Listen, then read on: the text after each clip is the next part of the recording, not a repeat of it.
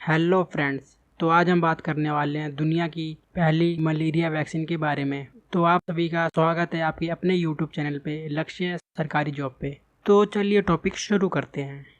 RTS या जिसे मॉस्क्यूरिस malaria vaccine के नाम से जाना जाता है, डब्ल्यूएचओ ने इस वैक्सीन को अप्रूवल दे दी है। मच्छर से होने वाली बीमारी के खिलाफ दुनिया की यह पहली वैक्सीन है। मच्छर से होने वाली बीमारी एक साल में लगभग 4 लाख लोगों की जान ले लेती है। ज्यादातर मौतें अफ्रीकी बच्चों में रिपोर्ट की जाती है। इस वैक्सीन का पायलट प्रोग्राम अफ्रीका के कुछ देशों में चलाया गया और वह देश केनिया, घाना और मालवीय हैं। वैक्सीन के पायलट प्रोग्राम चलाने के बाद इन देशों में मलेरिया के 30% कम मामले देखे गए।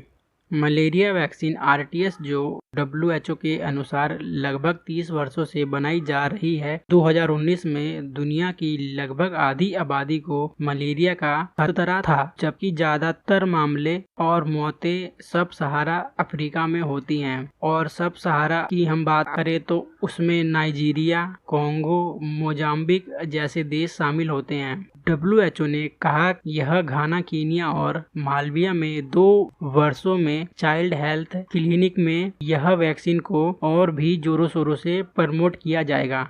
वायरस और बैक्टीरिया के खिलाफ कई वैक्सीन मौजूद हैं, लेकिन यह पहली बार है जब डब्ल्यूएचओ ने ह्यूमन पैरासाइट के खिलाफ वैक्सीन को जोरों शोरों से प्रमोट किया है। और इस वैक्सीन के आने से बच्चों में मलेरिया को नियंत्रण करने की एक सफल कोशिश को पूरा किया जा सकेगा।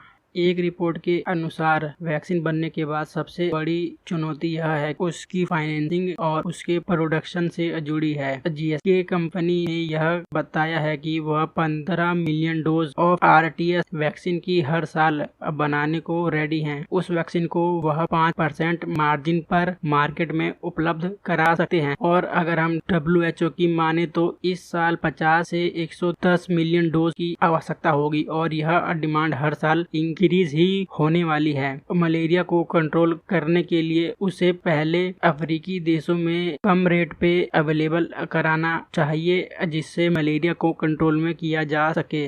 दुनिया भर में अब मलेरिया से होने वाली मौतों में सबसे अधिक मौत बच्चों की होती है। डब्ल्यूएचओ ने सिफारिश की है कि अफ्रीका और अन्य क्षेत्र में 2 साल तक के बच्चों को आरटीएस वैक्सीन के 4 डोज दिए जाएंगे। डब्ल्यूएचओ के मुताबिक मलेरिया से हर 2 मिनट में एक बच्चे की मौत होती है। 2019 के डाटा के अनुसार दुनिया भर में मलेरिया से होने वाली मौतों में आधे से अधिक सब सहारा रीजन में हुई है और अकेले ही नाइजीरिया में 1/4 मौतें हुई हैं।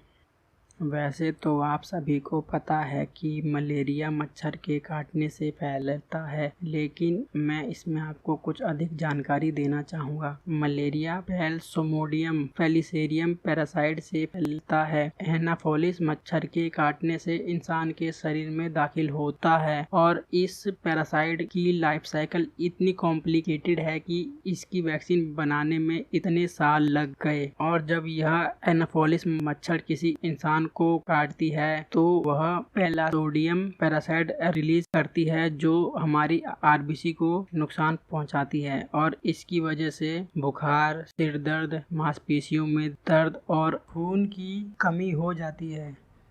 मलेरिया के पैरासाइट 100 से भी अधिक प्रकार में पाए जाते हैं और इन पैरासाइट को खत्म करने के लिए आरटीएस वैक्सीन मुख्य भूमिका निभाएगी। क्योंकि इन 100 से अधिक पैरासाइट पाए जाते हैं, उसमें सबसे घातक और सबसे आम पैरासाइट जो है वो है प्लाज्मोडियम फाल्सिपेरियम है और इस पैरासाइट को मिटाने के लिए आरटीएस वैक्सीन सबसे कारगर साबित होगी। आप यह सोच रहे होंगे कि दुनिया को कम से कम समय में कोविड की वैक्सीन मिल गई, तो मलेरिया की वैक्सीन को मिलने में इतना टाइम क्यों लग गया। अब हम इसके बारे में जानेंगे कि अब मलेरिया की वैक्सीन विकसित होने में इतना टाइम क्यों लग गया। मॉस्क्यूरिक्स वैक्सीन या जिसे हम RTS नाम से भी जानते हैं, यह वैक्सीन यहीं पे कारीगर साबित होती है। मलेरिया के पैरासाइट जो स्पोरोजाइट स्टेट पे होते हैं, यह वैक्सीन वही प्रोटीन लगाता है और पैरासाइट में उस स्टेज पर लग जाता है। इम्यून सिस्टम इस प्रोटीन को पहचानता है और शरीर इम्यून सिस्टम को और भी मजबूत करता है। RTX वैक्सीन को 1980 के दशक में बेल्जियम में स्मिथ के लाइन की टीम ने बनाया था, जो अब GSK का हिस्सा है।